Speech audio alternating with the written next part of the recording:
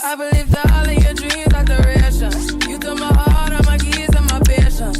You took my heart, I must leave a decoration. You mistaken my love, I brought for you for foundation. All that I wanted from you was to give me something that I never had, something that you never seen, something that you never been. But I wake up and nothing's wrong. Just get ready for work, work, work, work, work, work. To me, I be work, work, work. Hey y'all, it's Mocha Mima. Welcome back to my channel. So today, this video is about Vice President Kamala Harris. She took a trip back in March to the continent of Africa. She visited Zambia, Ghana, and Tanzania. And it was a historic trip for her. She had previously visited Zambia as a child because her grandfather and aunt both worked in Lusaka, Gambia. Her grandfather worked for the Indian government, and he was a civil servant there, and he had gone to help Zambia because they had recently gained her independence in 1966, and he went there to help with refugee resettlement and help them manage the influx of refugees from southern Rhodesia. This is quoted from an article written by Erin Haynes for the news outlet The 19th, and I will link her her article in the description for this video. So that was, she had gone there, like I said, as a child. So it was very powerful for her to go back and visit this country. She was well received when she went to these African countries. She also visited the National Assembly of Zambia, where there's a picture where she took, I'm going to include here, where she took out in front from when she was a child and when she was an adult. And you know, she really enjoyed the trip. She was well received over there from different governments of Africa. And while she was there at the assembly, she also met the speaker, Nellie Mutti, who was the country's first woman to hold that position. So it was a very powerful trip for her. She enjoyed it. She got a lot of information, and she's going to talk about her trip in this upcoming video that I have here for you guys. Africa is really on the brink of a lot of technology and other things. I myself have gone to Ghana right before the pandemic. I really enjoyed it. They had some technologies and other things that we don't have here in the U.S., so we could really learn a lot from these upcoming these African countries that and some people may look at them as not being as advanced as the U.S., but they're, in a lot of ways, they are more advanced than we are here. So you guys stay tuned, listen to Vice President Kamala Harris talk about her trip to these 3 countries over in Africa. And stay tuned. I will have more political videos for you mixed in with my regular content. But I think these are things that we need to get out. And I would like for you guys at least to know about it, pass it on, and know what the Vice President is doing while she is in this administration. Thank you and have a good one. Good afternoon, everyone. Okay, I think we can do a little better than that. Good afternoon. Good afternoon. It's so great to see everyone today. I'm Kevin Young. I'm the Andrew W. Mellon Director of the National Museum of African American History and Culture, and I'm truly honored to be hosting today's event. We're even more honored, and I am especially, that I was able to take part in the Vice President's momentous inaugural trip to the African continent. I'm looking forward to our conversation today about the trip and some of the great work that is coming out of it. First, I am pleased to welcome Jessica Nabongo to the museum this afternoon as my co-moderator. Yes. I'm going to tell you a little bit about her while she sits there and listens. A world traveler and best-selling author, Jessica is a Detroit-born Ugandan-American UN employee turned travel blogger. In 2019, she became the first Black woman to visit every country on Earth, and she documented it all. She documented it all over the course of 2 years. Since then, she's written a book, The Catch Me If You Can, detailing her experiences moving from country to country during this epic challenge. She focuses on 100 of the 195 countries she visited and is committed to increasing cultural awareness. She encourages people to think positively about other countries and the world at large so that we do not miss out on opportunities to have amazing experiences with our neighbors. We're so pleased to have her here today. Let's give her another round of applause.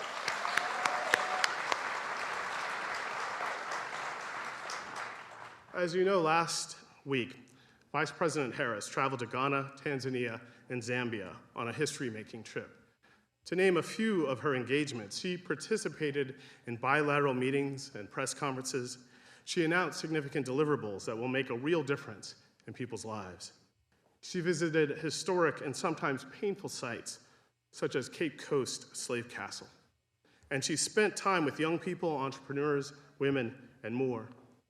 Here at the museum, we strive to illuminate the connections between our continents, to provide a fuller context of the African American story. You see it even as you walk up to the museum, the corona or crown shape of our building rising up out of the National Mall. The very crown, which we're sitting in, examples of the tiles that grace that crown, represent the blending of our cultures, inspired by the shape of Yoruban sculpture and adorned with metalwork that pays homage to African American metalworkers in South Carolina and Louisiana, where my family's from. I must say, riding the roads of Accra last week, lined with billboards of the Vice President, I was struck too by how the museum resembled not just African headdresses, but the ways that women and some men carried everything from water to antifreeze, you could say the entire world, on their heads. What some might see as a burden Black people turn into a crown, a crowning achievement. And the museum is a powerful physical manifestation of this history and culture, one both traditional and forward-looking, Afrofuturistic, and resilient. And it's not lost on us that Vice President Harris is an equally salient manifestation of this. Her personal story illustrates the global impact of the African continent, which she visited as a child. And it reminds us that we are all connected by not only our history, but our present and our shared future. We are pleased to be here today to hear directly from the Vice President about this important trip. And with that, I am pleased to introduce Vice President Kamala Harris.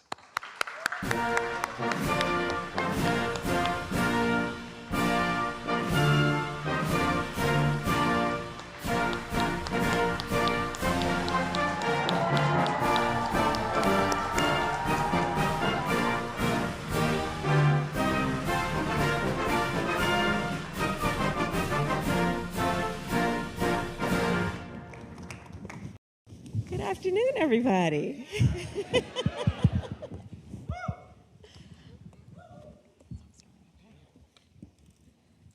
Good afternoon. It's so nice to see you in DC. I know. After seeing you in I Accra. saw you was in Ghana. Yes. Just a few days ago, Just a practically. few days. We have been country hopping.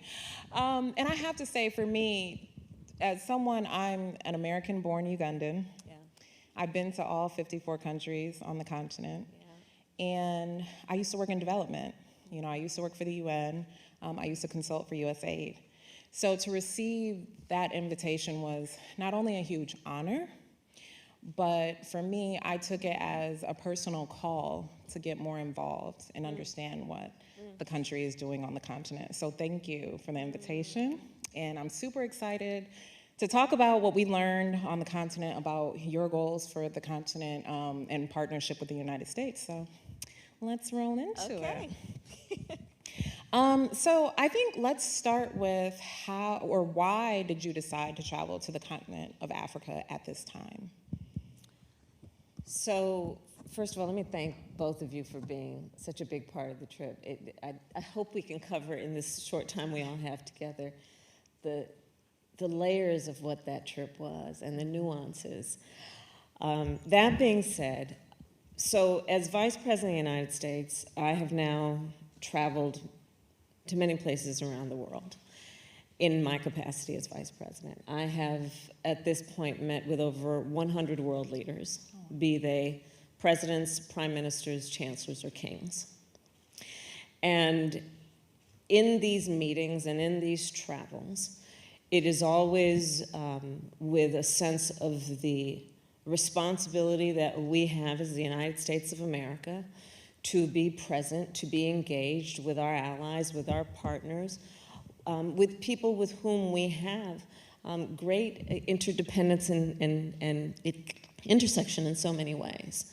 And so I have traveled all over the world practically.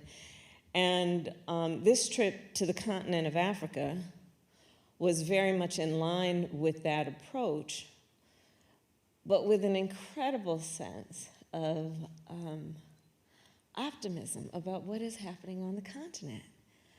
The median age on the continent of Africa is 19.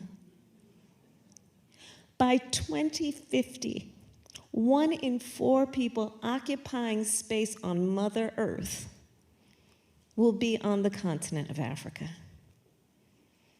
Think about what that means in terms of the opportunity, in terms of the future, in terms of the obvious fact, I believe, as evidenced by the demographics I've just shared, which is that what happens on that continent will impact the entire globe.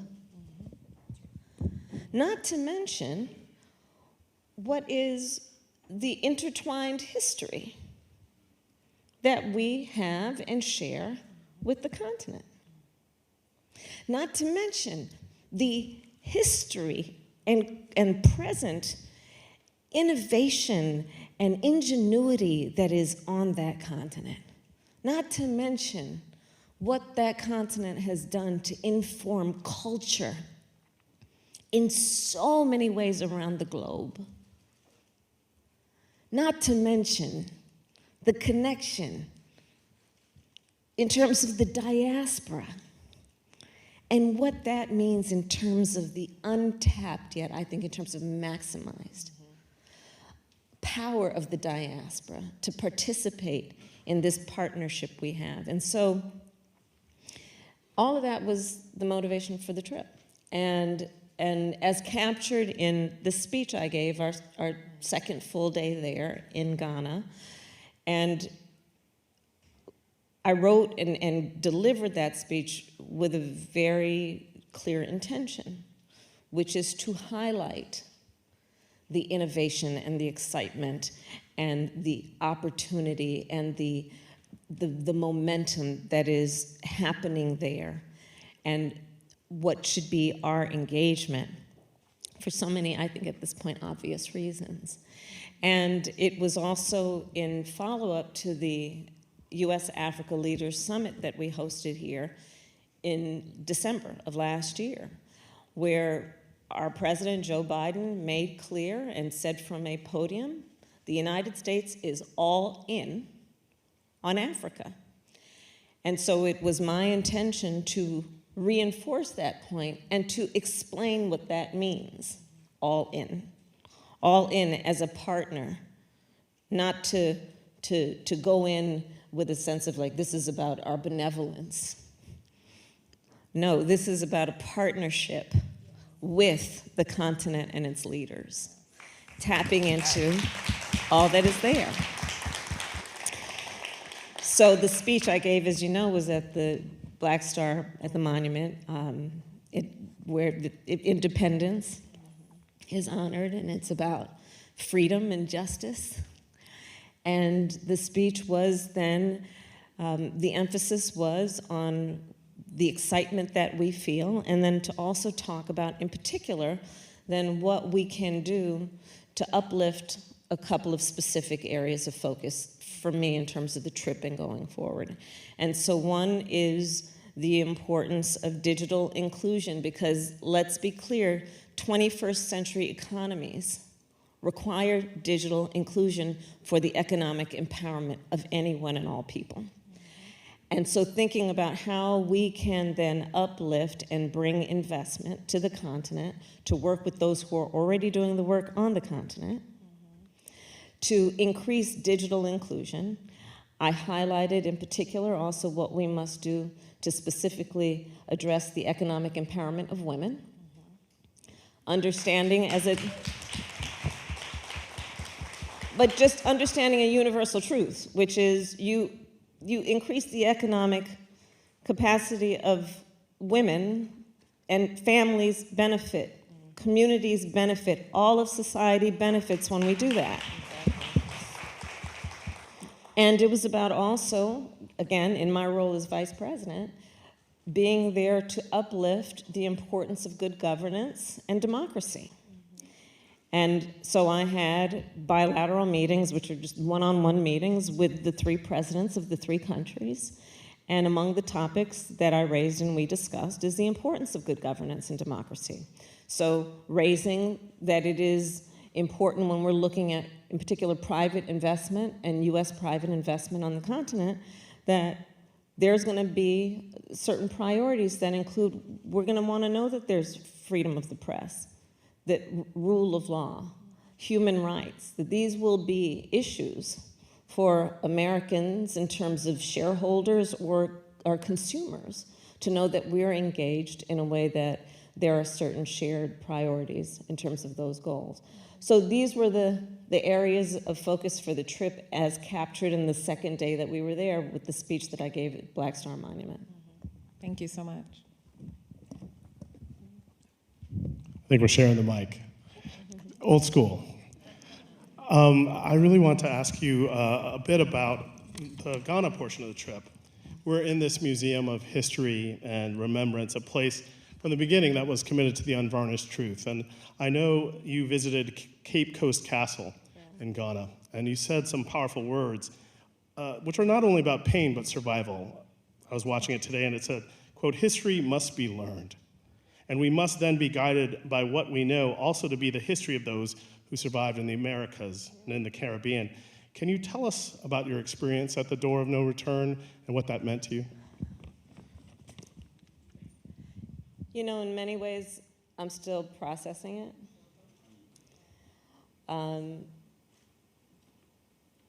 It's one thing to read about it and learn history, as most of us have since the day we were born, and then to be at that site, which is one, sadly, of many such sites.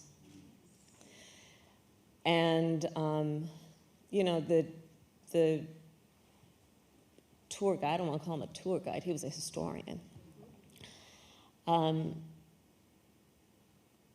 taking us through the various dungeons,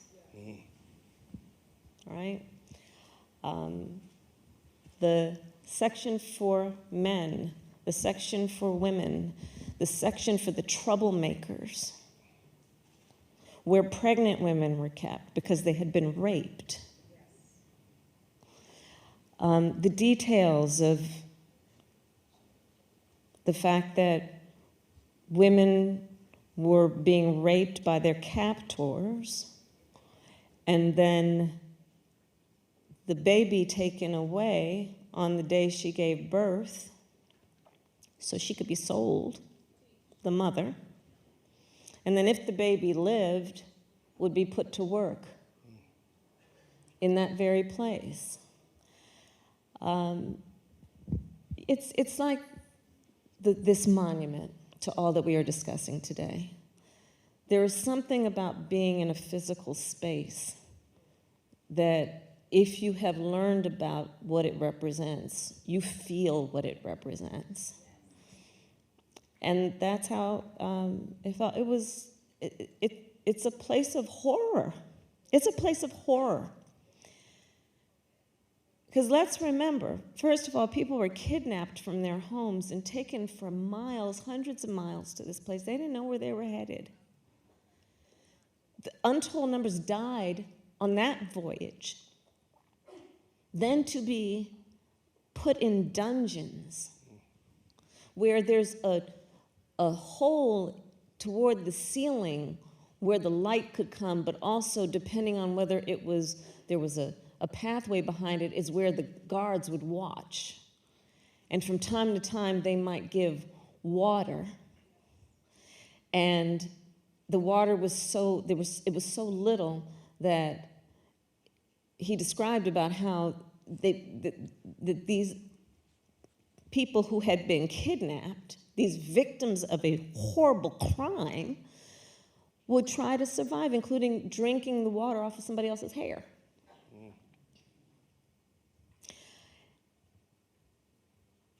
And you see this place, and it's horrendous. It's horrendous. And so after, we had press with us on the trip, and after I spoke to the press, and I had some prepared comments. And I looked down at the prepared comments, and I was like, I'm not doing that. And I just said what I felt. And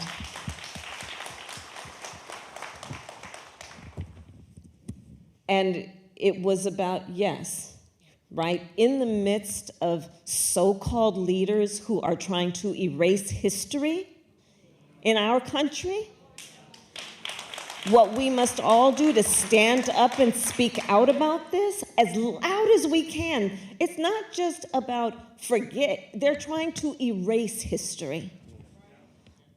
Let's understand what this means, and there are historical precedents for this kind of approach and what it means and what could come next. So there was that piece of it in terms of my comments that day. There was also the piece of it that I spoke of that was about, but we're not going to be defeated. And we weren't defeated. And out of that incredible pain and those crimes, the survivors and the descendants, carrying traditions and culture and faith and a memory of family, endured generation after generation, and in this country included the freedom fighters who fought for civil rights and all of those who benefited across the board, whether their ancestors were at that slave. I don't even like calling it a castle, by the way. And what we should do then to also celebrate the strength of our people to come through that and go on to be astronauts. I just spoke yesterday with astronaut Glover. Do you guys know who he is? He's about to go on the Artemis 2 mission to circle the moon. I just talked to him yesterday, right? And so the scientists and the astronauts and the mathematicians and all of the people. And the Vice President of the United States.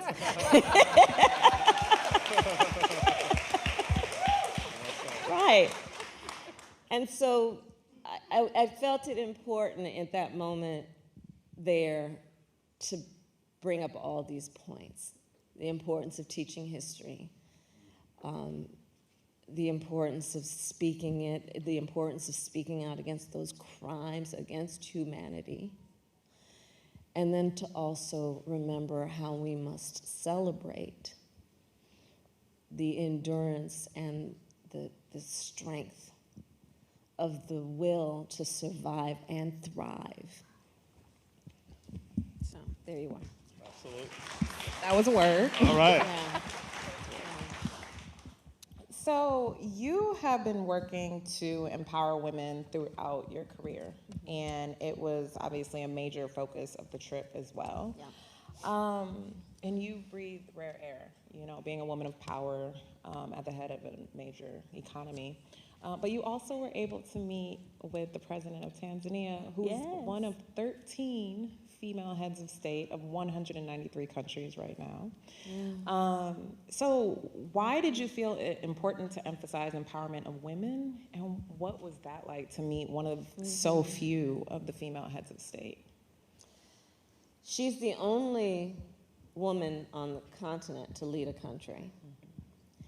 And before her, Ellen Johnson, who was the first and the last elected woman to lead a country on the continent. So there is still work to be done there and here, obviously.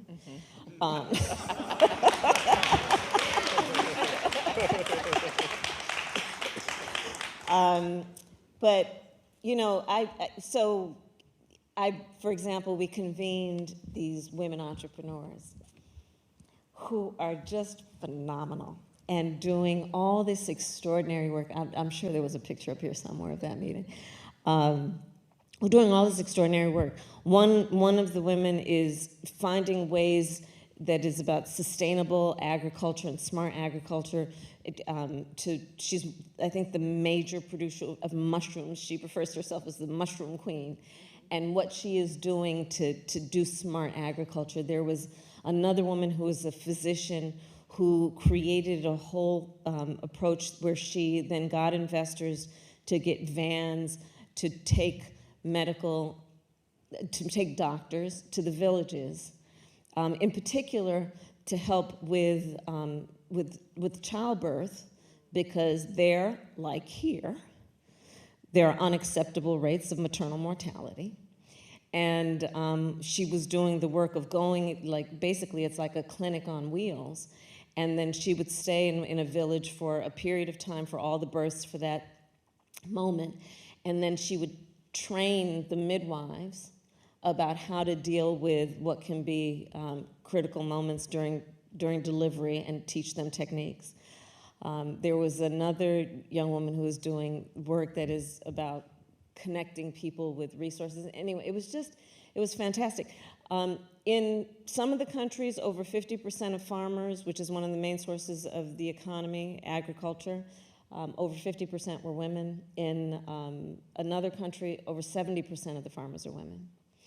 And for the most part, do not own the land and are not in the banking system and not online. And so a lot of the work that I did focused on women was about talking about what we need to do in terms of their economic empowerment, and as a tool toward that end, what we do around digital inclusion, getting them the ability to have technology so that they can be in the banking system, in fintech and financial technology systems.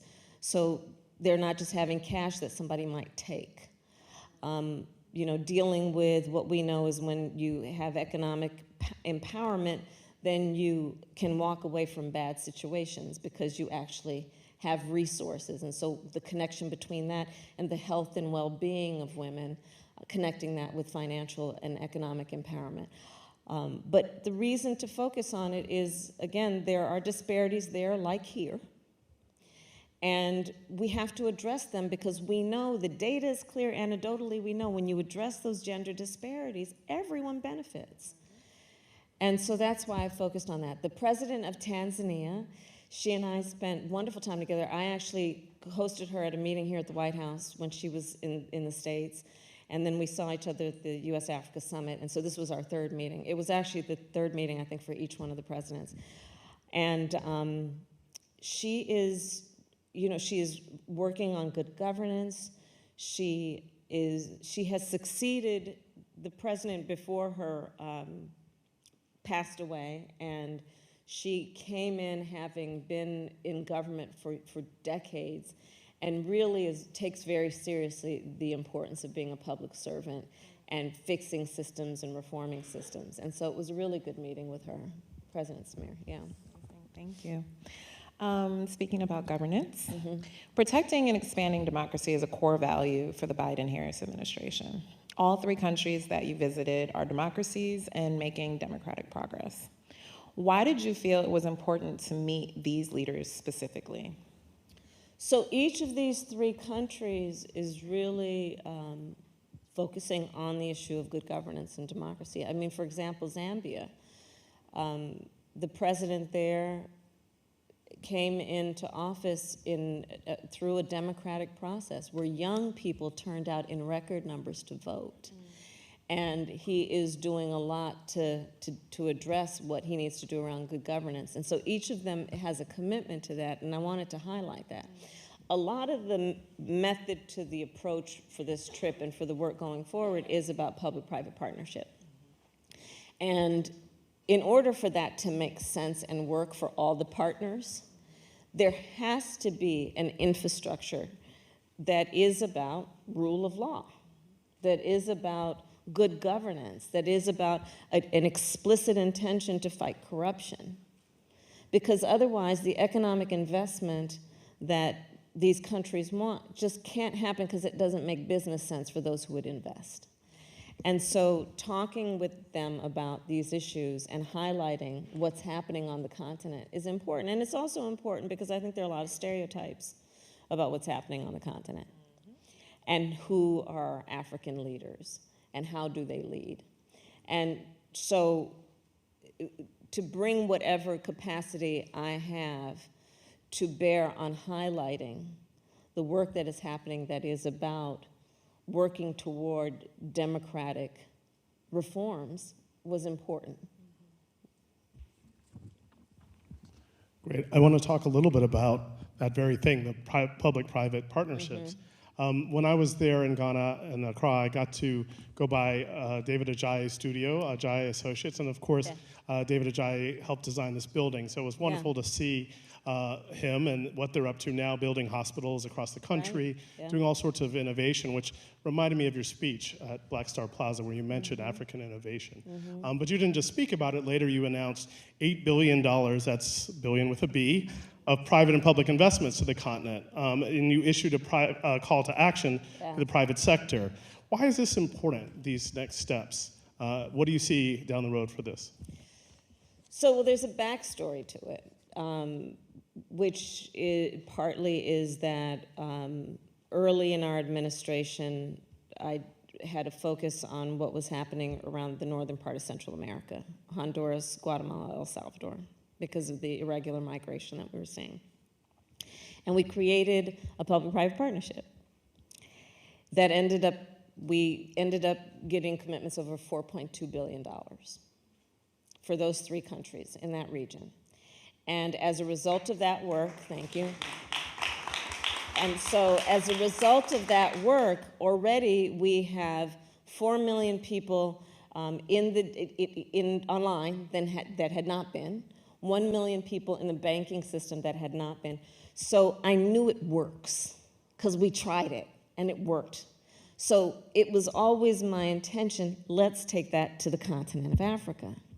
So I literally got on the phone and called a bunch of the partners there and then more and said, hey, we're going to take this approach. We have a model that's worked. Many of them knew about it if they hadn't been a part of it. And 201, they said, count us in. So Microsoft, HP, Cisco, MasterCard, Visa, Ford Foundation, MacArthur Foundation, Melinda Gates, all said yes. And so through this, we then got pulled together $8 billion, $7 billion, which is focused on climate, so that's resilience, adaptation, right? All that we need to do there, and $1 billion on the women's inclusion piece. And it is not only U.S. investment. African private sector leaders are a part of this. Because let's be clear also, there are very successful private sector leaders on the continent who have already been doing the work. And we are partnering with them on this engagement. And so it culminated in a convening where I had 30 of them represented at a meeting that we did the last day that we were on the continent in Lusaka. And we had a 2-hour meeting where we talked about a number of things. We talked about the importance of digital inclusion, but let's make sure that we are making it accessible and affordable. Let us talk about human rights and continue to make that a point of emphasis, because it is critical if we are talking about equitable outcomes and making sure no one is left outside or left behind, much less suppressed. We talked about the importance of metrics in terms of our analysis of our effectiveness. So, for example, back on the piece about women, that it is important that we understand this is not only about inclusion of women, it's also about leadership, right? Because we can let let all the women in the room, if you just want to go with the metaphor of a room, right, and who's not in. You can let everybody in, but then, and other people are leading? Like, let's make sure that we're also focused on women as leaders and cultivating their leadership, right? So these are the kinds of things that came out of that. But an $8 billion already committed to this approach, and it's very exciting because the exponential benefit of that is going to be much bigger than that $8 billion, and that's just so far what we've got. Yeah. Thanks. So I follow you on social. Okay. And I saw that picture, how it started and how it's going. So if you guys haven't seen her picture from your first visit to Zambia as a child, yes, that's how it started. How it's going. And then I don't know how it's going, but here we are. How it's going. Oh, there it is. I love that. So you first visited as a child. Yeah. What was it like to return now, not only as an adult, but in an official capacity as vice president? It was, the president of Zambia greeted me and said, "Welcome home." And so my grandfather, my mother's father, went to Zambia. And he and my grandmother and my aunt actually lived in Lusaka, because out of solidarity with the independence movement, when Zambia gained independence, my grandfather went on behalf of the Indian government to help this newly independent country get situated. And so they lived in Lusaka, and we went to visit them there. And, my grandfather was probably one of my favorite people in the world. Well, first of all, because I was the eldest grandchild, so he convinced me I was his favorite. Of course. But my grandfather, those independence movements, that was my connection to it in many ways in terms of a personal connection. And he would always talk about the importance of fighting for freedom. He would talk about the importance of an independent people. Because, of course, when we're talking about these fights against colonization, right, there was a through line. The importance of the people running and the people ruling and governing for themselves. The importance of fighting against corruption. And, so I used to talk a lot with my grandfather from my earliest days, where I think I understood a little bit of it, and then as I got older, I understood a lot of it. And so to go back there, and then we found the plot where they lived. It's now been, a new building is there. But also my aunt worked with, she's a OBGYN, and she worked at the hospital down the street delivering babies. It was then called Lusaka Hospital something. It's now changed its name. It's a teaching hospital now.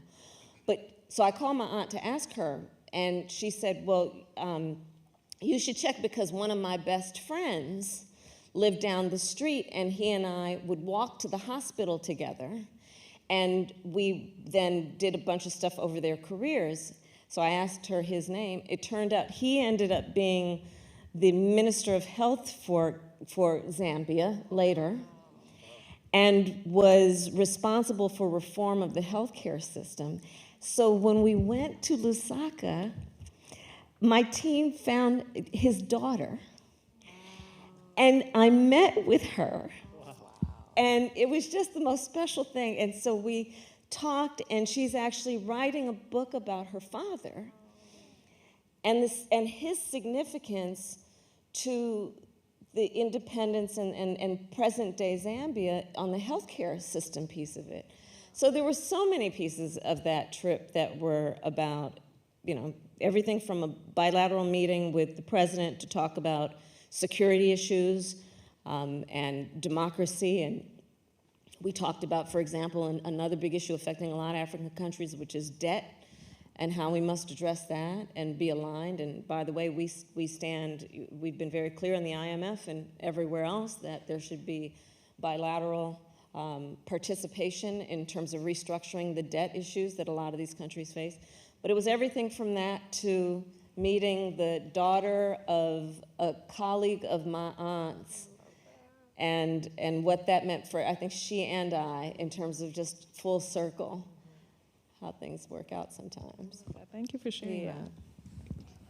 Well, I'm struck about you talking about Zambia and your return there, but I was also struck coming to Ghana just from the time I got off the plane, riding on cabs from the airport or down the street. There were billboards of you everywhere, and there was such welcome, I felt, for you in your visit. How did you experience that, and what's your takeaways from the trip? Well, I was obviously very honored and humbled about what it meant. And it was such a wonderful trip for all the reasons we have discussed and more. But here's my takeaway. And it's where I started. I am extremely excited, not just optimistic, excited about this future.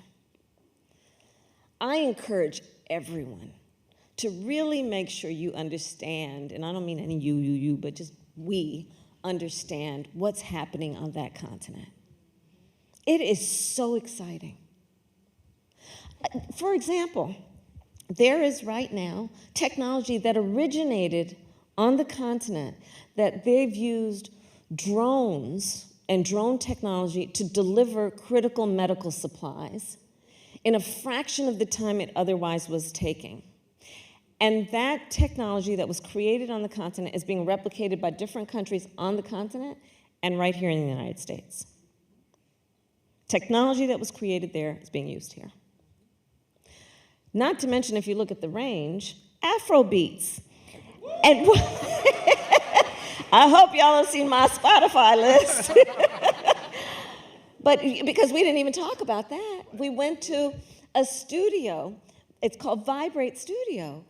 And these, talented, incredible, there it is. So, and there's Cheryl and Idris, and we were all hanging out. And that's it. And then you go in, and that's the woman who actually runs it.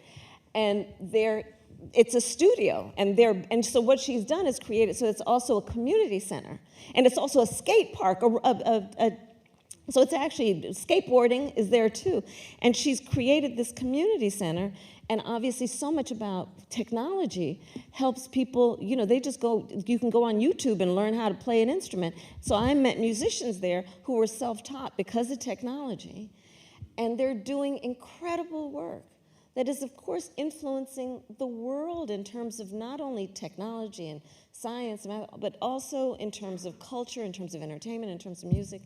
It's all happening there. And so my feeling about the trip was whatever we were able to do with us all being there together, because we were all there together, to highlight, and maybe for some who didn't know, now you know, what is happening on that continent, and reordering and repositioning, or at least thinking about the next era in this relationship.